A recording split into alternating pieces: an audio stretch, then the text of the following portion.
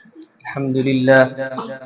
لله نحمده ونستعينه ونستغفره ونؤمن به ونتوكل عليه ونعوذ بالله من شرور أنفسنا ومن سيئات أعمالنا من يهده الله فلا مضل له ومن يضلله فلا هادي له ونشهد أن لا إله إلا الله وحده لا شريك له ونشهد أن سيدنا وسندنا ونبينا مولانا محمدا عبد الله ورسوله أما بعد أعوذ بالله من الشيطان الرجيم بسم الله الرحمن الرحيم واعبدوا الله ولا تشركوا به شيئا وبالوالدين إحسانا آمنت بالله صدق الله مولانا العظيم۔ میرے عزیز طلباء کرام اور اساتذہ کرام، میں نے آپ حضرات کے سامنے ایک آیت کریمہ تلاوت کی ہے۔ اللہ رب العزت اس آیت کے اندر فرماتے ہیں وَاعْبُدُوا اللَّهَ وَلَا تُشْرِكُوا بِهِ شَيْئًا، کہ اللہ تعالیٰ کی عبادت کرو اور اس کے ساتھ کسی کو شریک نہ ٹھہراؤ، وَبِالْوَالِدَيْنِ إِحْسَانًا، اور والدین کے ساتھ حسن سلوک کرو۔ اس کے اندر والدین کے ساتھ حسن سلوک کو اللہ تعالیٰ نے توحید کے ساتھ ملا کر کے بیان کیا کہ توحید کے بعد سب سے بڑا مقام اور سب سے بڑا درجہ والدین کا ہے۔ حقوق العباد جتنے ہیں ان میں سب سے مقدم اور سب سے اہمیت کا حامل جو حق ہے وہ والدین کا حق ہے۔ حضرت عبداللہ بن مسعود رضی اللہ تعالی عنہ سے روایت ہے، فرماتے ہیں کہ میں نے رسول اللہ صلی اللہ علیہ وسلم سے سوال کیا، آپ سے پوچھا احب الاعمال الی اللہ، اللہ کے نزدیک سب سے زیادہ محبوب عمل کون ہے؟ تو اللہ کے نبی پاک صلی اللہ علیہ وسلم نے ارشاد فرمایا الصلاۃ علی وقتها، کہ نماز کو اس کے وقت پر پڑھا جائے، اس کے وقت کا لحاظ کر کے، اس کے وقت کا خیال کر کے اس کے وقت میں نماز پڑھی جائے۔ اس کے بعد وہ فرماتے ہیں میں نے پوچھا ثم ای، پھر کون سا عمل سب سے افضل ہے؟ آپ صلی اللہ علیہ وسلم نے ارشاد فرمایا بر الوالدین، والدین کے ساتھ حسن سلوک کرنا، والدین کے ساتھ اچھائی کا معاملہ کرنا، والدین کے ساتھ بھلائی کا معاملہ کرنا، ان کی ہر بات کو ماننے کی اور ان کی ہر بات کو پوری کرنے کی فکر کرنا، یہ اللہ کے نبی پاک صلی اللہ علیہ وسلم نے ارشاد فرمایا یہ والدین کے ساتھ حسن سلوک میں داخل ہے۔ ایک صحابی نبی پاک صلی اللہ علیہ وسلم کی خدمت میں حاضر ہوئے اور آ کر کے آپ صلی اللہ علیہ وسلم سے کہا کہ میں جہاد میں جانا چاہتا ہوں، میں چاہتا ہوں کہ میں جہاد میں جاؤں اور غیر مسلموں سے اور کافروں سے، اللہ کے دشمنوں سے لڑوں تاکہ اللہ تعالی ہم سے راضی ہو جائے اور ہمیں اپنے اس عمل پر ثواب ملے، ہم ثواب حاصل کرنے کے لیے جہاد میں جانا چاہتے ہیں۔ آپ صلی اللہ علیہ وسلم نے ان سے پوچھا کہ کیا تمہارے والدین زندہ ہیں؟ ان صحابی نے عرض کیا کہ ہاں یا رسول اللہ، ہمارے والدین اور ہمارے ماں باپ زندہ ہیں۔ آپ صلی اللہ علیہ وسلم نے ان صحابی سے ارشاد فرمایا کہ جاؤ، جا کر کے والدین کی خدمت کرو، وہاں جہاد کا ثواب مل جائے گا۔ حدیث پاک کے اندر الفاظ آئے ہیں فَفِيهِمَا فَجَاهِدْ، جا کر کے والدین کی خدمت کر کے جہاد کا ثواب حاصل کر لو۔ اس حدیث میں معلوم ہوتا ہے کہ آپ صلی اللہ علیہ وسلم نے جہاد جیسی فضیلت والی چیز پر اور جہاد جیسے بڑے عمل پر والدین کے حقوق کو اور والدین کی فضیلت کو فوقیت دی ہے اور اس کو اہمیت دی ہے۔ ایک واقعہ سنا کر کے میں اپنی بات ختم کرتا ہوں۔ آپ صلی اللہ علیہ وسلم کے زمانے میں حضرت ویس قرنی رضی رحمت اللہ علیہ جو قرن میں رہنے والے تھے، وہ آپ صلی اللہ علیہ وسلم کے زمانے میں موجود ہیں۔ آپ صلی اللہ علیہ وسلم ابھی حیات سے ہیں۔ آپ صلی اللہ علیہ وسلم کے پاس قاصد بھیج کر کے، خط لکھ کر کے آپ صلی اللہ علیہ وسلم کے پاس پوچھ رہے ہیں کہ میں آپ کی خدمت میں حاضر ہونا چاہتا ہوں، میں آپ کی زیارت کرنا چاہتا ہوں، میں مقام صحابیت حاصل کرنا چاہتا ہوں،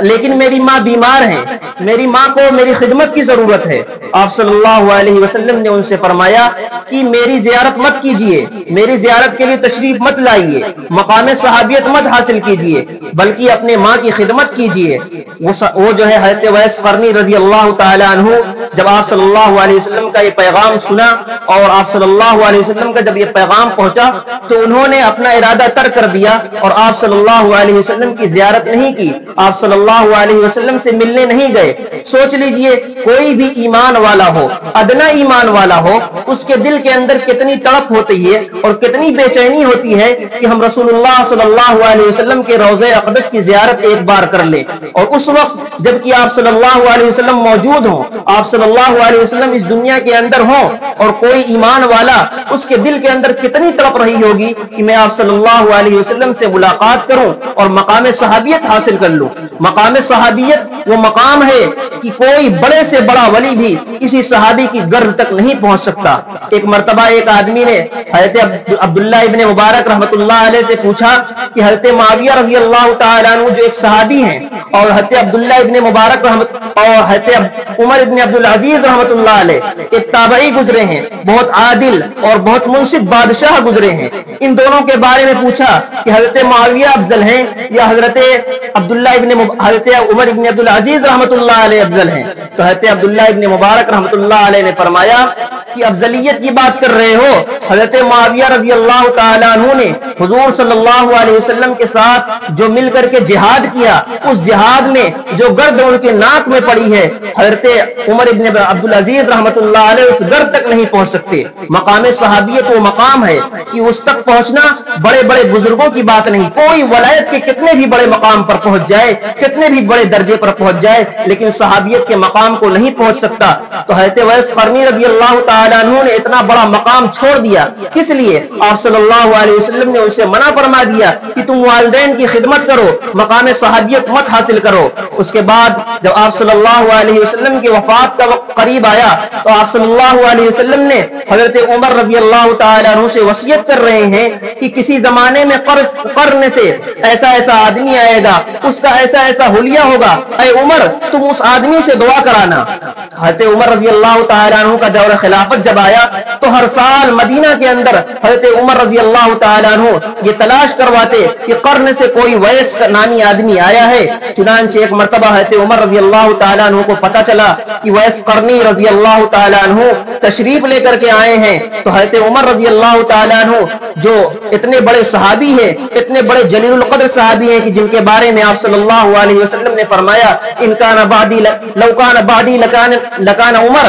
لو کان بعدی نبی لکان عمر، کہ اگر میرے بعد کوئی نبی ہوتا تو حضرت عمر رضی اللہ تعالیٰ عنہ ہوتے۔ حضرت عمر رضی اللہ تعالیٰ عنہ جو ہے حضرت ویس قرنی رضی اللہ تعالیٰ عنہ کی خدمت میں حاضر ہوئے اور ان سے پوچھا کہ آپ قرن سے تشریف لے کر کے آئے ہیں؟ انہوں نے کہا ہاں میں قرن سے تشریف لے کر کے آیا ہوں۔ حضرت عمر نے ان سے کہا کہ آپ میرے لیے دعا کر دیجئے۔ حضرت ویس قرنی حیران ہو گئے، تعجب میں پڑ گئے کہ اتنا بڑا صحابی، اتنا جلیل القدر صحابی، اس کا مرتبہ یہ ہے کہ آپ صلی اللہ علیہ وسلم فرما رہے ہیں کہ اگر میرے بعد کوئی نبی ہوتا تو حضرت عمر ہوتے، حضرت عمر جیسا صحابی مجھ سے دعا کی درخواست کر رہا ہے۔ تو انہوں نے پوچھا کہ حضرت عمر آپ مجھ سے دعا کی درخواست کیوں کر رہے ہیں؟ حضرت عمر رضی اللہ تعالیٰ عنہ نے فرمایا کہ تاجدار بطحہ صلی اللہ علیہ وسلم نے ہم کو وصیت کی ہے اور ہم سے یہ فرمایا ہے کہ اگر قرن سے ویس آئے تو اس سے دعا کی درخواست کرنا، اللہ تعالیٰ اس کی دعا کو قبول فرمائے گا، اس لیے کہ وہ ماں کا فرما بردار تھا، وہ ماں کا خدمت گزار تھا،